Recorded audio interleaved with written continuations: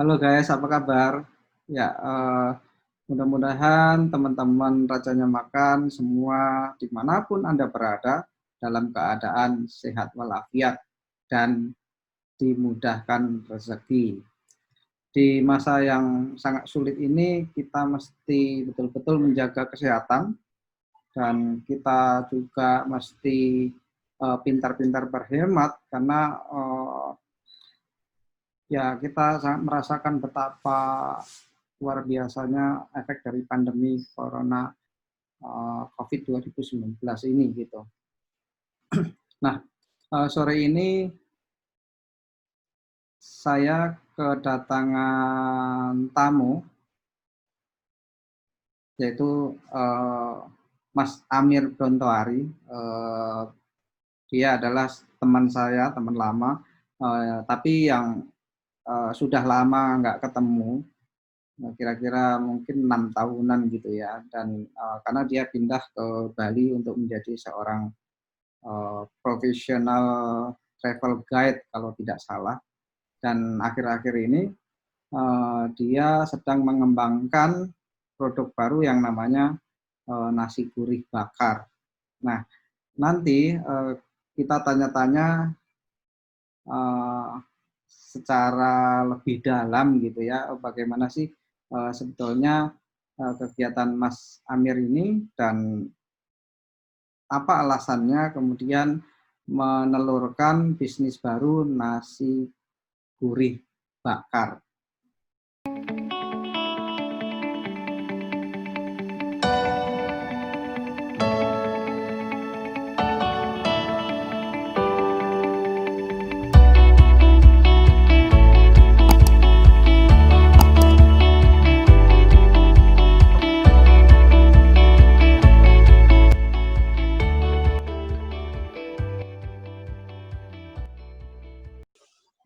Halo Mas Amir, apa kabar? Halo Mas Pur, baik. Gimana kabarnya? Baik, baik, baik. Alhamdulillah. Mas Amir, kita nih teman Ya, lama, cuman udah lama juga nggak ketemu ya. wah lama banget Mas. Tapi Mas Purjono masih ganteng, masih nggak berubah. Sama-sama ganteng dong. Terima Kayaknya kasih, kita terima kasih. terakhir ketemu 2014 ya, kalau nggak salah. Iya, Pas di Medford kita pas makan durian sama-sama itu terakhir pesta bukan sih? duren, pesta duren. Iya, kayaknya itu deh. Kayaknya Desember atau Januari 2014. Ya, Mm-mm. Januari 2015 kayaknya. Iya, Iya, makan duren ya. Iya. gitu. Habis Karena itu nggak lama kemudian, ya udah deh saya habis itu traveling terus baru deh pindah ke Bali. iya, Mas bisa diceritakan sih nggak sih sebetulnya eh, kenapa kemudian pindah ke Bali menjadi kalau nggak salah menjadi profesional tour guide atau apalah gitu. Eh, Ceritakan nggak apa kegiatannya gitu. Betul betul. Uh, jadi saya dulu resign dari kantor saya yang terakhir itu bulan April 2015. Mm-mm. Itu setelah jadi orang selama puluhan tahun, mungkin ada berapa ya, mungkin 16 tahun saya jadi orang kantoran, ya gitu deh ya, terutama konsultan, itu kan nggak pernah jalan-jalan, nggak pernah libur, jadi saya tuh suka ngiri gitu ngeliat orang-orang, kok bisa jalan-jalan. Ya saya ada sih kayak bisnis trip berapa kali, tapi Hmm. ya namanya tetap sambil kerja itu nggak bisa menikmati liburan. Akhirnya saya pikir, waduh, nggak bisa nih selama saya masih jadi konsultan, masih jadi orang kantoran, nggak bisa namanya benar-benar menikmati perjalanan. Jadi akhirnya saya pikir satu-satunya cara buat bisa jalan-jalan ya dengan berhenti kerja. Ya udah, terus saya Karena berhenti. karena kalau misalnya ada traveling terkait pekerjaan pun juga sibuk dengan pekerjaannya ya. Betul, itu juga nggak sengaja tuh saya masuk ke traveling. Sebelumnya saya nggak langsung ke Bali, jadi saya berhenti ngantor itu saya jalan-jalan dulu ke Hmm. Vietnam, Thailand, terus Laos, beberapa negara di Asia Tenggara gitu deh. Ada tuh 2 bulan saya jalan-jalan nonstop. Oh iya, saya ingat Mas Amir waktu itu jadi backpacker ya. Iya, benar-benar. berlanjut habis dari jalan-jalan dari Asia Tenggara tuh lanjut di dalam negeri saya backpacking lagi Mas sampai ke mulai dari Lombok, Sumbawa, Flores sampai hampir semua pulau di NTT itu saya nonstop saya sampai 4 bulan nonstop jalan-jalan tuh. Bukan jalan-jalan sih ya gitu deh traveling. Luar biasa. Uh, Pengalamannya jalan-jalan udah kemana-mana gitu. betul, betul. Saya ya sering juga untuk traveling terutama ke luar negeri ya. Cuman kan apa ya, nggak seperti Mas Amir gitu bisa backpacker sendirian. Saya sendiri tapi Iya, terkait pekerjaan juga sih.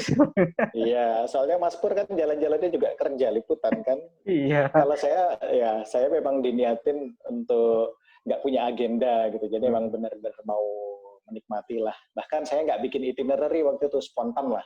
Karena apalagi di Indonesia Timur tuh, di NTT makin ke timur tuh makin random Mas. Kita mau planning kayak gimana tuh paling yang jadi kenyataan tuh cuma 20-30%. Karena terutama sih karena transportasi itu nggak terjadwal. Jadi kita nggak bisa tuh besok kita ke pulau sebelah yuk 2 hari kemudian nggak bisa karena kapal yang nyebrang itu belum tentu ada setiap 2-3 hari gitu.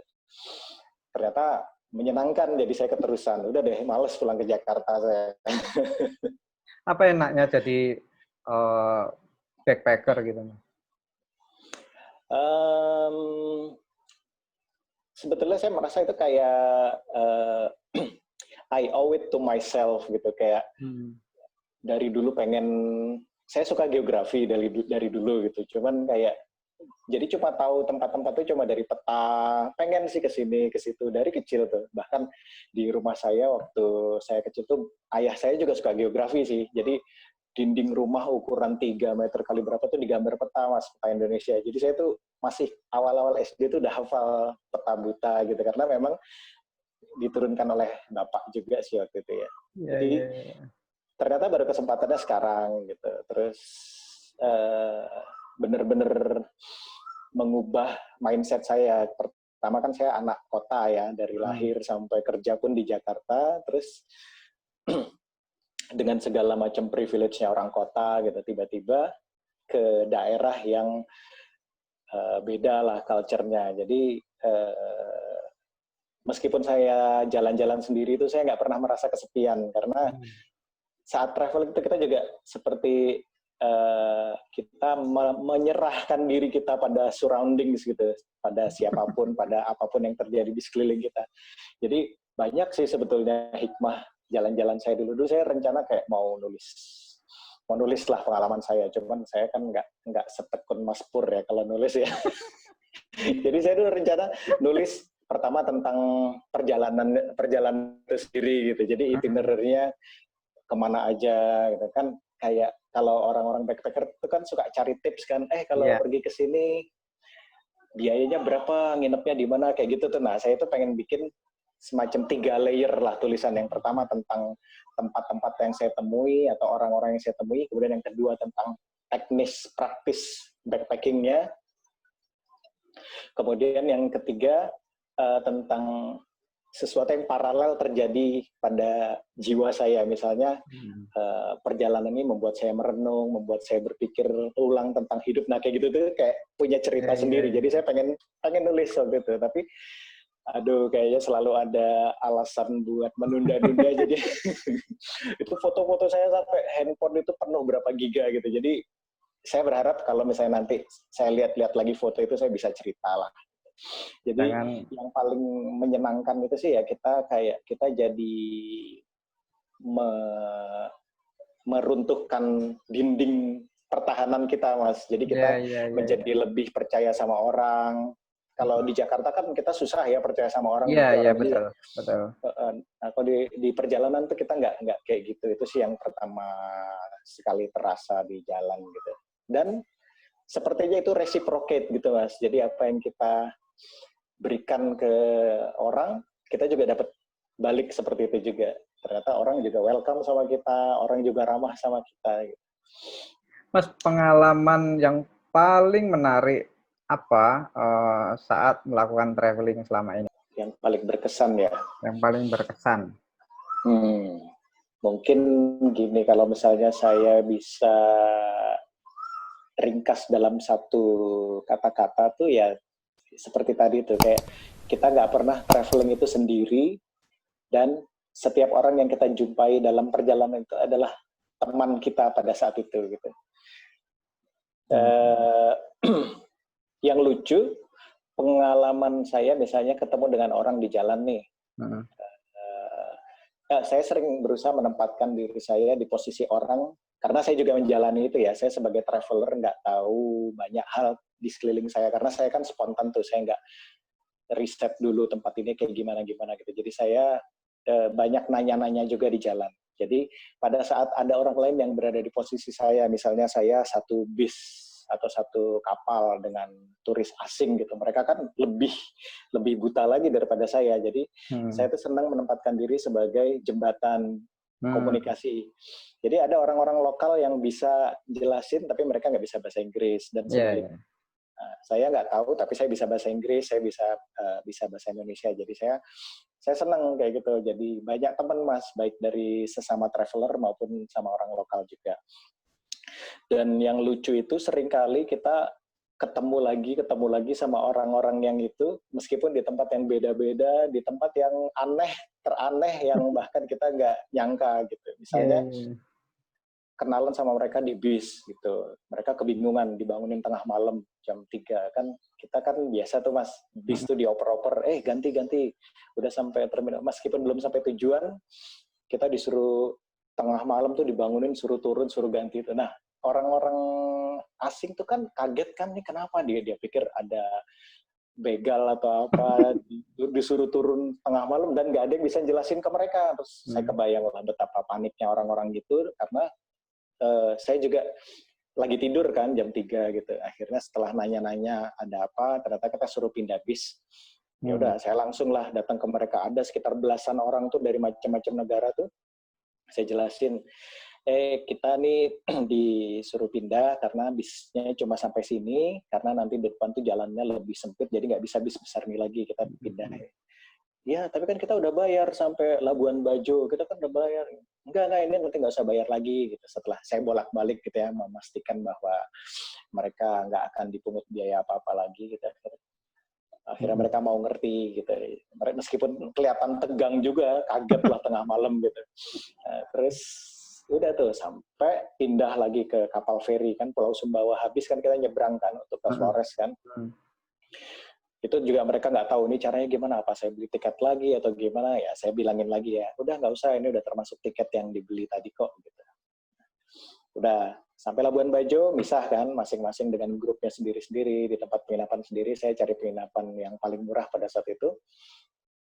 Udah, terus kan luas tuh Labuan Bajo, kemudian ada Pulau Komodo, terus ada tempat-tempat wisata yang lain, terus kita pisah-pisah gitu.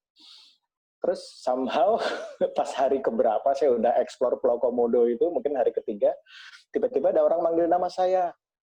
Hey Amir. Kaget saya, loh ini kan orang Perancis yang dulu di bis sama saya gitu. Terus ketemu out of nowhere gitu di tengah Pulau Komodo yang tandus itu tuh kayak seneng banget, kayak ketemu temen yang udah lama sekali gitu Mas. Iya. Nah, terus udah say hi, kalian nginep di mana, udah ngobrol-ngobrol, terus pisah jalur lagi. Terus udah masing-masing dengan perjalanan masing-masing.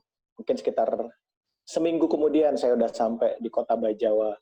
Ketemu lagi sama orang yang lain lagi gitu, dan ketemu lagi lucu ya. Terus sudah berapa hari kemudian saya udah ke timur lagi, naik ke Gunung Kelimutu yang ada danau 3 warna itu, sendirian tuh, karena mau sunrise kan. Jadi saya udah naik motor dari ND jam 3 ya, setengah 4, sampai ke puncak itu jam 6, hampir sunrise gitu.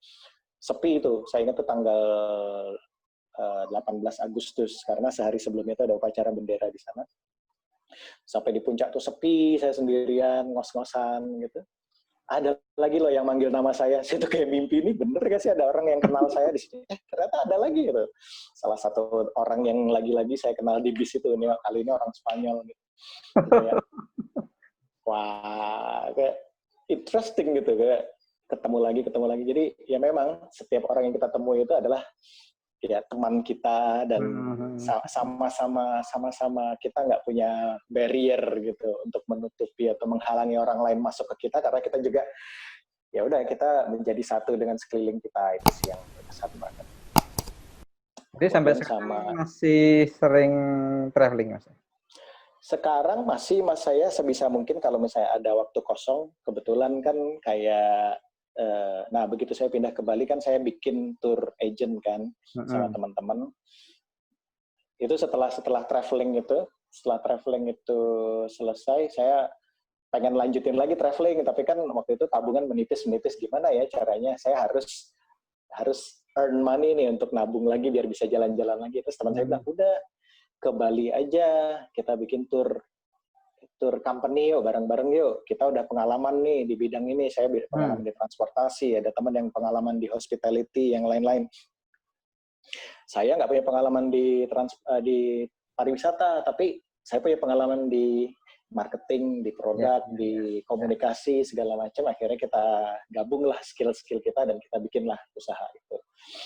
Kemudian ya namanya masih startup, dan kita juga masih test the water lah kayaknya waktu itu. Kita masih cari bentuk yang cocok gitu. Jadi kita nggak intens banget kerja. Kita nggak punya jam kerja, bahkan nggak punya kantor waktu itu. Jadi sangat fleksibel. Jadi banyak waktu kosong, dan waktu-waktu seperti itu saya gunakan buat explore tempat-tempat baru. Saya cari ide.